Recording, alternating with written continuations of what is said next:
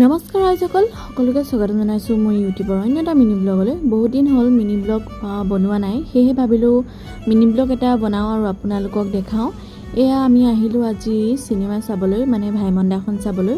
দিনত যে ইমান গৰম পৰিছে, সেয়েহে আমি ৰাতি 8টা বজাত শ্ব'খন চাবলৈ আহিলোঁ মৰাণলৈ। অৱশ্যে চিনেমা চাবলৈ হ'ল দিন অহা আৰু ভিডিঅ'ও সেই তেতিয়াই কৰা, মই আপলোড কৰাহে নাই, মানে এডিট কৰি আপলোডহে দিয়া নাই।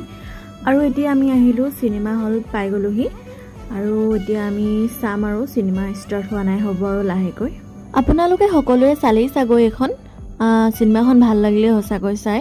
আৰু জুবিনদাৰ কেৰেক্টাৰটো বহুত ধুনীয়া দিছে, অৱশ্যে গোটেইখিনি কেৰেক্টাৰ ভালেই দিছে। জুবিনদাৰ লুকছ, ভইচ সকলোবোৰ একজেক্ট মিলিছে, সেইবাবে বেছি ভাল লাগিছে।